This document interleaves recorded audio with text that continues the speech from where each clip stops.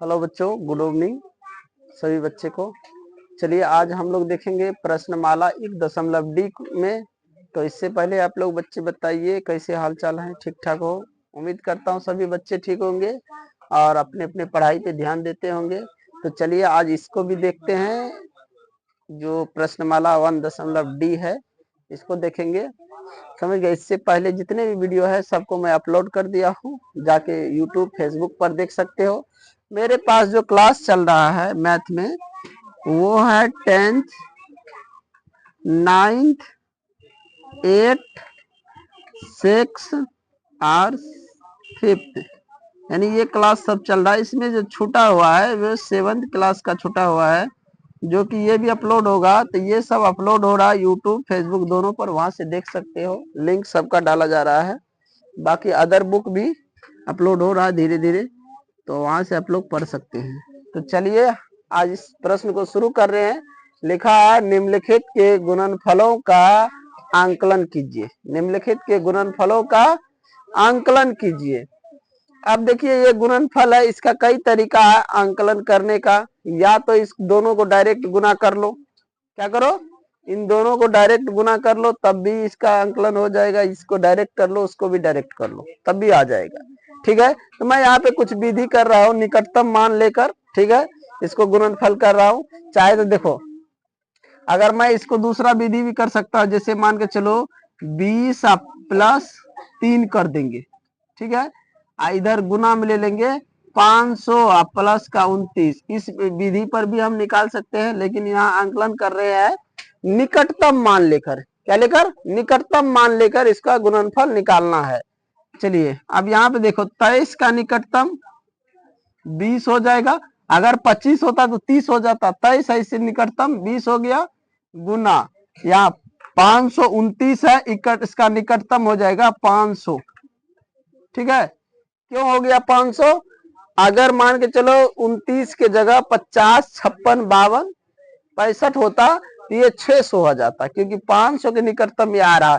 ये 10 20 के निकटतम में आ रहा है, 10 के निकटतम है, ये 100 के सैकड़ा के निकटतम में है, इसीलिए इसको लिए हैं।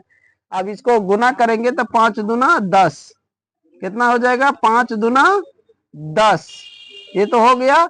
और इस पे 3 शून्य हम बैठा देंगे, ये उतना हो गया। ठीक है, अब यहाँ पे देखो इसको गुणनखंड करते हैं। अब देखो 60 के निकटतम, यानी ये 10 का है, 2 अंक है तो 10 का होता है निकटतम, तो यहाँ इसका निकटतम 60 हो जाएगा, क्योंकि 3 है, 5 होता तो 70 हो जाता गुना। ये सैकड़ा का है, सैकड़ा में लेंगे तो यहाँ 300 हो जाएगा। अब गुना करेंगे इसको, ये कितना हो जाएगा? 36 18, 18 पे 3 शून्य, ये 18,000 हो गया। ठीक है, अब इसमें देखते हैं, इसका निकटतम लेते 4। 4 एक केवल एक संख्या है, 4 केवल एक संख्या है, तो 4 का कोई निकटतम संख्या नहीं होगा, 4 से ही गुना होगा, याद रखना। तो यहाँ पे हो जाएगा 4 गुना 627। 27 किसका निकटतम है? 0 का। इसलिए हमने पहले वीडियो में क्या बताए हैं कि अगर सैकड़ा वाला बात हो तो 0 से लेकर 49 तक ये किस में आता है? 0 में आता है। 50 से लेकर 99 तक 100 में आता है सैकड़ा में। और 10 वाला में बोला हूं 0 से 4 तक 0 में आ जाता है, यानी 0 तो नहीं है, मान के चलो 1 से लेकर, मान के 1 से 4 तक 0 में आ जाएगा। यहाँ 1 से 49 तक 0 में, और 50 से 99 100 में, और 5 से 9 तक 10 में। तो यहाँ पे हम देख रहे हैं इस यहाँ पे जो हम बताए थे 23 किस में? 20, और ये 1 से 3 किस में आ रहा है? 0 वाला में, इसलिए 20 रख दिया हूँ। यहाँ 29 देखो किस में आ रहा है? 29 सैकड़ा में देखो इसमें आ रहा है, इसलिए 0 यहाँ पे रख दिया हूँ। ठीक है, इस तरह से हम इसको देखते हैं। तो ये 600 हो जाएगा। आप गुना करेंगे तो कितना आ जाएगा? 2400। जो भी बच्चे वीडियो देख रहे हैं, अगर पिछले वाला वीडियो नहीं देखा है तो उसको ध्यान से देख लो। 1.C का 1.C का जितने वीडियो है उसको देखने के बाद ये जो है निकटतम मान समझ में आएगा और आगे सवाल बनेगा, नहीं तो नहीं बनेगा, ये ध्यान रखना। अब आ जाओ इसमें 17 के निकटतम 20 आ जाएगा, और यहाँ कितना है? 2498, इसका निकटतम 2500 हो जाएगा। 2498। अगर मैं देखूं यहाँ पे हजार के अनुसार, यहाँ पे दिख रहा हजार के अनुसार, समझ गया। तो यहाँ पे कितना 2498 है ना, तो ये आ जाएगा हजार के अनुसार। जब चलेंगे तो यहाँ पे 2000 होगा, कितना होगा 2000। गुना करेंगे तो 4 पे हो जाएगा 4 जीरो। अब दोनों यहाँ स्थिति आ रहा है, चाहे ये मान आ जाए या फिर इसको यहाँ पे 2500 करके 5000 यहाँ पे लिख सकते हैं, यानी 50,000। क्या दिया है देखो तो, यही दिया है ना, यानी कि यहाँ पे हजार का निकटतम लिया है। समझिए, तो हजार का निकटतम देखो, हजार में क्या होता है ना, जीरो से लेकर, यानी जीरो बोलो या एक, एक से लेकर 400 कुछ भी आ जाए, 499 क्यों ना आ जाए, तो ये जीरो हो जाएगा। अब 500 से लेकर 999 आ जाए तो इसको हजार में आ जाता है।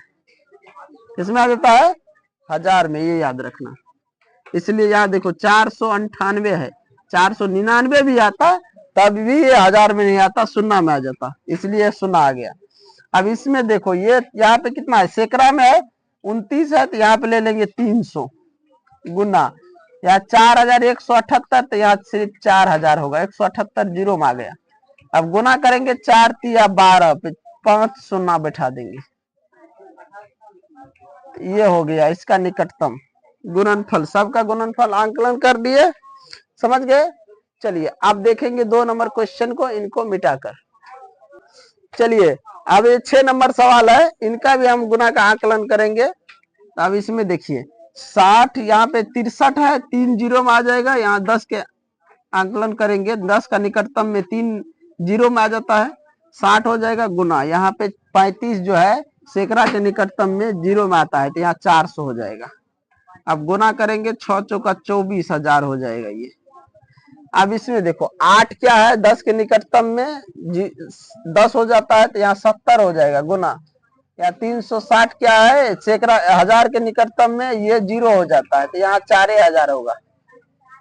गुना कर लेंगे 7 चौका 28 पे हो जाएगा 4 जीरो, 2,80,000 हो गया ये।